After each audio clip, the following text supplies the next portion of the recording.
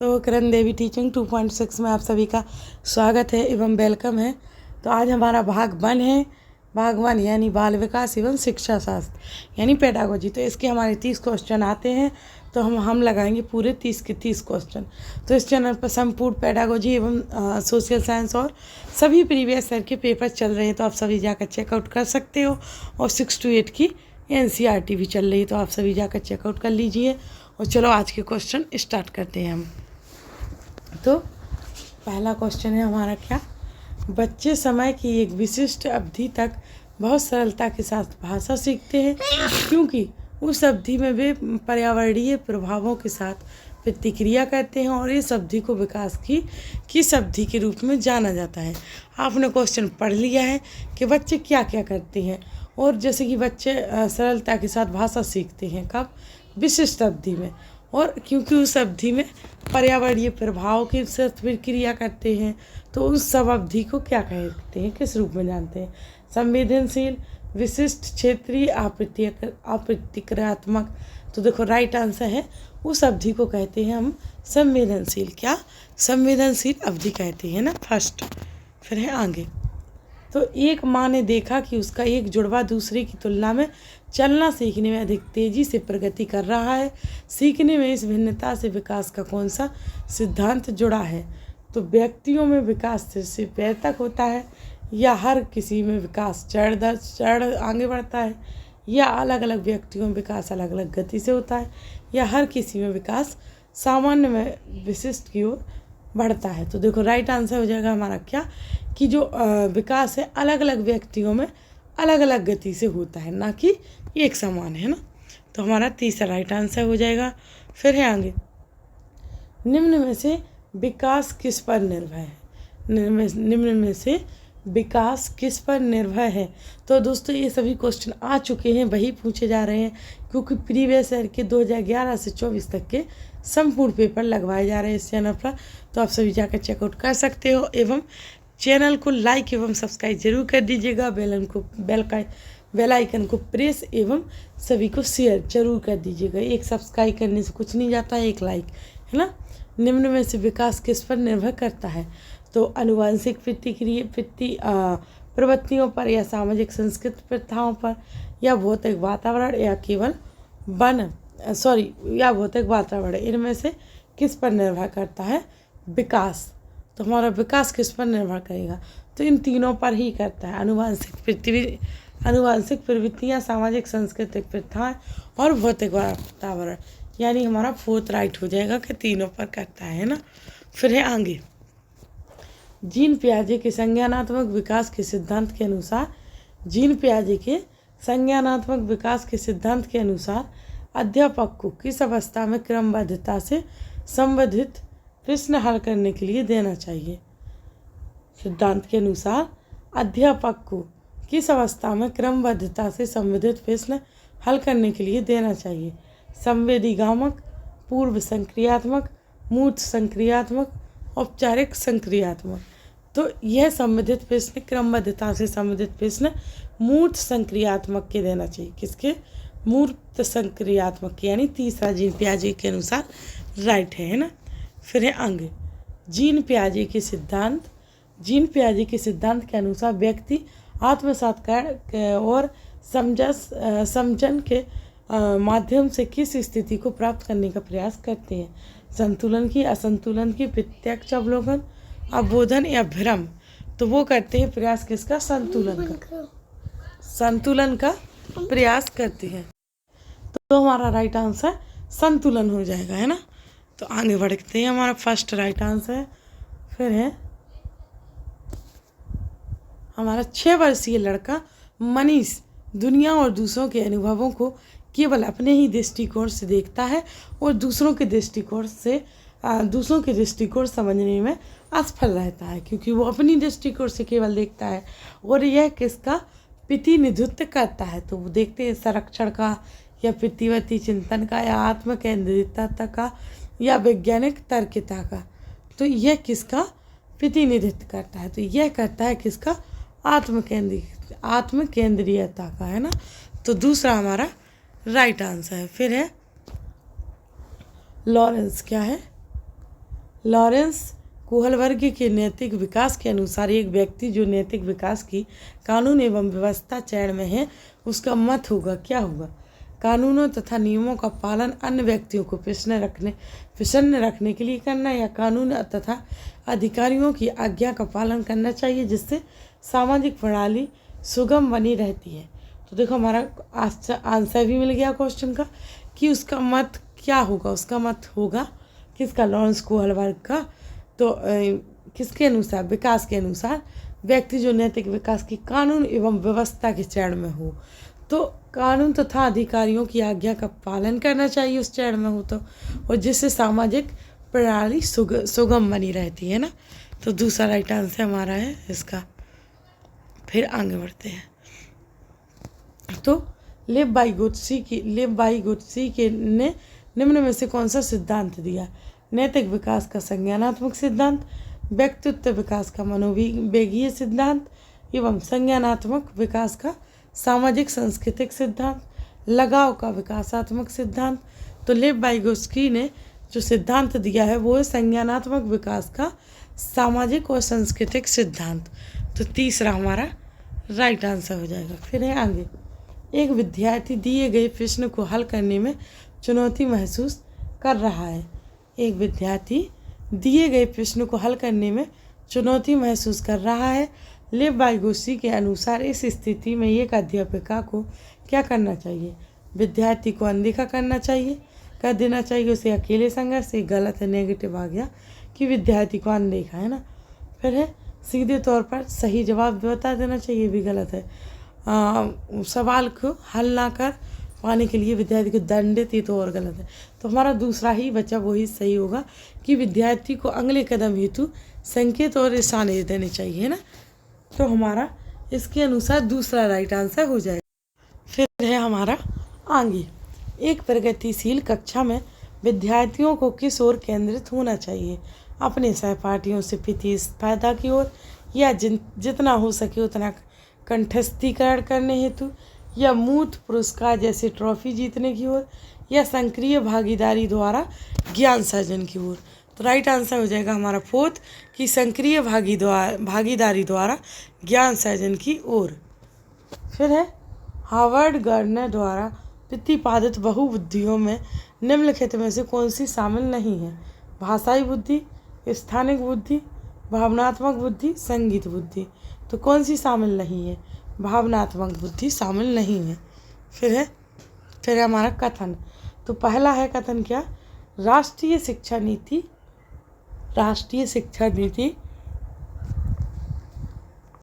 2020 के अनुसार 5वीं तक के सभी बच्चों को उनकी मातृभाषा में शिक्षा दी जानी चाहिए, है ना। ये हमें सही लग रहा है। फिर है छोटे बच्चे अपनी मातृभाषा में सार्थक अवधारणा को अधिक तेजी से सीखते व समझते हैं। तो देखो ये और दो ही राइट आंसर है, मस्त दिया गया, जिससे आर्य की व्याख्या भी कर रहा है ना। तो हमारा फर्स्ट राइट आंसर ही हो गया। फिर है आगे। एक अध्यापक को विद्यार्थियों में प्रचलित जेंडर रूढ़िवादियों से किस प्रकार निपटना चाहिए? तो एक अध्यापक को विद्यार्थियों में प्रचलित जेंडर रूढ़िवादों में किस प्रकार निपटना चाहिए? तो देखते हैं। विद्यार्थियों में जेंडर विशिष्ट भूमिकाओं को बढ़ावा देना चाहिए, या वास्तविक जीवन से संबंधित ऐसे उदाहरण प्रस्तुत करने चाहिए जो रूढ़िवादियों को चुनौती दे, या विद्यार्थियों के एक समान जेंडर आधारित समूह बनाने चाहिए, या क्या है, कक्षा में जेंडर आधारित मुद्दों पर बात नहीं करनी चाहिए। तो राइट आंसर हो जाएगा हमारा दूसरा कि वास्तविक जीवन से संबंधित ऐसे उदाहरण प्रस्तुत करने चाहिए जो रूढ़िवादों को चुनौती दें। तो दूसरा हमारा राइट आंसर है। फिर है आगे। तो आगे क्या है, फिर हम बड़ा कर लेते हैं थोड़ा। एक बहुसांस्कृतिक कक्षा में अध्यापक को क्या करना चाहिए? तो एक बहुसांस्कृतिक कक्षा में अध्यापक को केवल प्रबल समूह की सांस्कृतिक प्रथाओं को प्रधानता देनी चाहिए, या केवल सुविधा वंचित समूहों की सांस्कृतिक प्रथाओं को प्रधानता देनी चाहिए, या केवल समूह की सांस्कृतिक प्रथाओं की नकारात्मक प्रस्तुति करना चाहिए, या विद्यार्थियों के सामाजिक सांस्कृतिक अनुभवों के संदर्भ में उनकी व्यक्तित्व भिन्नताओं का सम्मान करना चाहिए। तो हमारा राइट फोर्थ हो जाएगा कि उसकी व्यक्तित्व भिन्नताओं का सम्मान करना चाहिए ना। फिर है आगे, जब आकलन विद्यार्थियों के किसी कौशल संबंधी बोध और समझ या पाठ के अधिगम और शिक्षण प्रक्रिया के दौरान किया जाता है तब इसे क्या कहा जाता है? अधिगम के लिए आकलन या अधिगम का आकलन या असत्य आकलन या योगात्मक आकलन। तो इस आकलन को कहा जाता है क्या? अधिगम के लिए आकलन। तो इसका राइट आंसर हो जाएगा फर्स्ट। फिर है आगे, सभी विद्यार्थियों को उनकी योग्यताओं में भिन्नता होने के बावजूद उनके संभाव्य गुणों की प्राप्ति के लिए अवसर प्रदान करना किस प्रकार की कक्षा का मुख्य उद्देश्य है? एकीकृत, समावेशी, विशेष शिक्षा, अप्रगतिशील। तो यह किस प्रकार की कक्षा का मुख्य उद्देश्य है? यह है समावेशी कक्षा का मुख्य उद्देश्य माना जाएगा। फिर है आगे, वंचित पृष्ठभूमि के बच्चों को संबोधित करने के लिए एक शिक्षक को चाहिए। वंचित पृष्ठभूमि के बच्चों को संबोधित करने के लिए एक शिक्षक को चाहिए क्या? उन्हें अत्यधिक लिखित कार्य दें, उनके संदर्भ के बारे में और जानने का प्रयास करें और उन्हें कक्षा चर्चा में शामिल करें, या उन्हें कक्षा में अलग से बिठाएं, या उन्हें अनदेखा करें क्योंकि वे अन्य छात्रों के साथ अंतःक्रिया नहीं कर सकते हैं। तो एक शिक्षक को क्या चाहिए? तो उनके संदर्भ के बारे में और जानने का प्रयास करें और उन्हें चर्चा करने में शामिल करें। तो राइट आंसर हमारा दूसरा हो जाएगा। फिर है आगे, फिर है हमारा निम्नलिखित में से, सॉरी थोड़ा नीचे कर लेते हैं, ऊपर हो गया।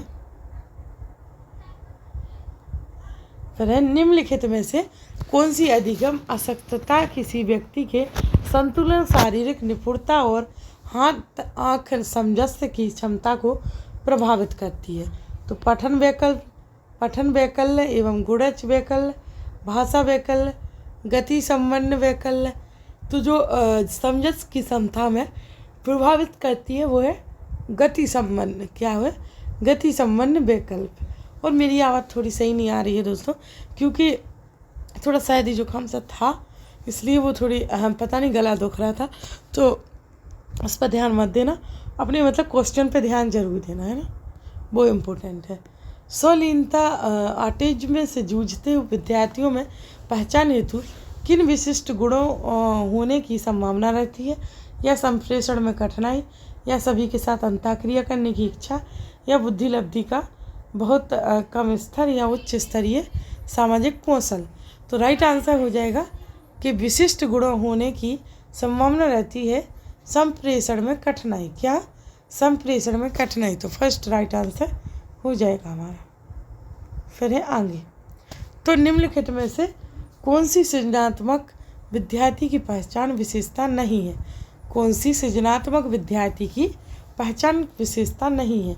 जिज्ञासा की प्रबलता और अभिसारी सोच और उच्च स्तरीय समस्या समाधान कौशल, नवाचारी अनूठे विचार। ये गला बहुत ज़्यादा ख़राब है, फिर भी आपको पढ़ा रही और आप सभी नहीं देखोगे तो क्या मतलब है? आप बहुत अच्छे से क्वेश्चन लगाइए, क्योंकि टाइम अब इतना नहीं बचा है, ज़्यादा से ज़्यादा 1.5 मंथ भी नहीं पूरा बचा है, इसलिए आप जल्दी तैयारी में लग जाइए, जुट कर, है ना। सृजनात्मक विद्यार्थी की पहचान विशेषता नहीं है कौन? अभिसारी सोच। क्या? अभिसारी सोच नहीं है, तो ये राइट आंसर हो जाएगा। फिर है राष्ट्रीय शिक्षा नीति 2020 सुझाती है कि शिक्षा पाठ्यपुस्तक की विषय वस्तु तक सीमित होनी चाहिए, या तथ्यों के कंठस्थीकरण पर आधारित होनी चाहिए, या विद्यार्थियों के बीच प्रतिस्पर्धा बढ़ाने की ओर उन्मुख होनी चाहिए, या समालोचनात्मक चिंतन के विकास पर केंद्रित होनी चाहिए। तो राइट आंसर हमारा क्या है? फोर्थ की जो क्या बोलते हैं, राष्ट्रीय शिक्षा नीति 2020 बोलती है कि समालोचनात्मक चिंतन के विकास पर केंद्रित होना चाहिए, यानी फोर्थ हमारा राइट आंसर हो जाएगा, है ना। फिर है आगे, एक कक्षा में विद्यार्थियों के चयनित अधिगम शैलियों में व्यक्तिगत अंतरों को अध्यापिका द्वारा किस प्रकार संबोधित किया जाना चाहिए? अध्यापन अधिगम प्रक्रिया में बाधा के रूप में या नकारात्मक पुनर्वलन द्वारा मिटाए जाने चाहिए, या संज्ञानात्मक असामान्यता के परिणाम के रूप में देखना चाहिए, या उनकी मान्यता रखते हुए बाल केंद्रित शिक्षा शास्त्र को अपनाना चाहिए ताकि उनकी व्यक्तिगत आवश्यकता पूरी हो। तो देखो क्या करना चाहिए, कैसे संबोधित करना चाहिए कि उनकी मान्यता रखते हुए बाल केंद्रित शिक्षा शास्त्र को अपनाना चाहिए ताकि उनकी व्यक्तिगत आवश्यकता पूरी हुई ना। तो फोर्थ हमारा राइट आंसर है। फिर है आगे, एक प्रगतिशील कक्षा में अध्यापकों को एक प्रगतिशील कक्षा अध्यापकों को किस रूप में तथा विद्यार्थियों को किस रूप में अपेक्षित करती है? ज्ञान का प्रदाता या ज्ञान का निष्क्रिय, या जानकारी का प्रभुत्वधारी स्रोत, या अधीनस्थ प्रतिभागी, या सुसाधक ज्ञान के सृजन में सक्रिय प्रतिभागी, या तानाशाह आज्ञाधीन जीव। तो राइट आंसर हो जाएगा कि अध्यापकों को सुसाधक रूप में तथा शिक्षार्थियों को ज्ञान के सर्जन में सक्रिय भागीदारी लेनी चाहिए ना। तो तीसरा हमारा राइट आंसर हो जाएगा। फिर है हमारा आगे, रियान ने कुछ दिन पहले जाना है कि अंग्रेजी के किसी शब्द के पीछे ईडी लगाने से उस शब्द का रूप वर्तमान से भूतकाल में बदल जाता है। इस जानकारी को पाने के बाद रियान हर शब्द का भूतकाल रूप दर्शाने के लिए तरीका अपना रहा है। बच्चों द्वारा किसी नियम को हर दशा में निरूपित करने का यह रुझान उनकी अपनी सोच की प्रवृत्ति को दर्शाता है। तो किस प्रवृत्ति को? कमतर आंकने, या प्रतिबंधित, या अति नियमित, या द्विभाषिक। तो यह अपनी सोच की अति नियमित की प्रवृत्ति को दर्शाता है, यानी दूसरा राइट आंसर है क्वेश्चन के अनुसार। फिर है ब्रेन स्टॉर्मिंग। क्या?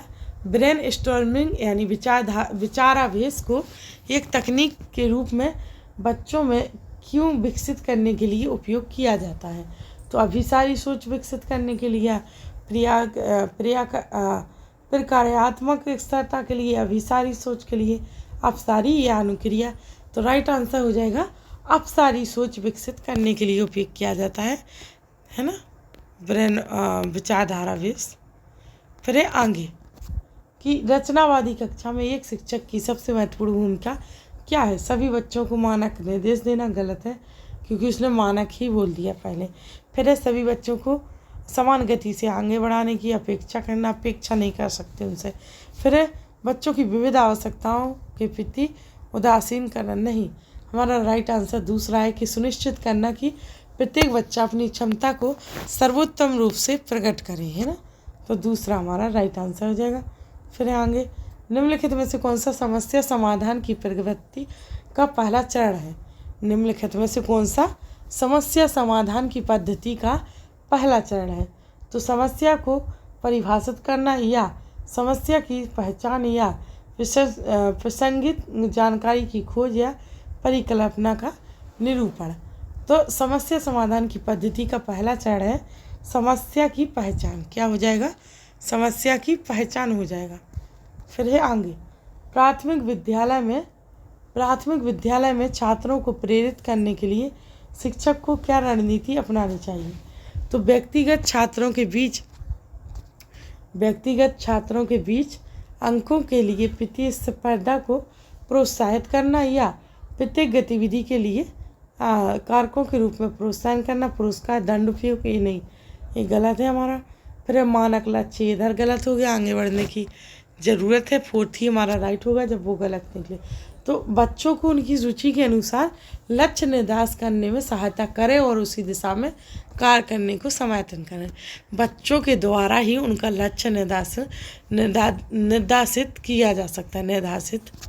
फिर है अभिकथन और कारण। संज्ञानात्मक विकास के साथ विद्यार्थियों की भावनात्मक खुशहाली सुनिश्चित करनी चाहिए, और किसी समस्या प्रश्न को हल करते समय विचारों का मौखिकीकरण समस्या समाधान कौशल में बाधा डालता है। तो इसके अनुसार क्वेश्चन में हमारा कौन सा सही हो जाएगा? तो हमारा ये और आर दोनों सही है, परंतु आर ए की व्याख्या नहीं कर रहा है, तो हमारा दूसरा राइट आंसर हो जाएगा। फिर है हमारा लास्ट और अंतिम क्वेश्चन। तो उससे पहले बताएं, जिससे पहले आप सभी लाइक एवं सब्सक्राइब कर दीजिएगा और बेल आइकन को प्रेस और सभी को शेयर। तो निम्नलिखित में से कौन सा अधिगम की प्रक्रिया में सकारात्मक रूप से योगदान नहीं देता? कुपोषण या समकक्षियों के साथ सहयोग या अपसारी चिंतन या चर्चा है? तो जो अधिगम की प्रक्रिया में सकारात्मक रूप से योगदान नहीं देता वो है कुपोषण। क्या हो जाएगा? कुपोषण। तो हमारा फर्स्ट राइट आंसर हुआ। तो इस प्रकार से हमारी आज की क्लास यही समाप्त होती है। अगली क्लास अगले समय पर डल जाएगी। Thanks to for watching video.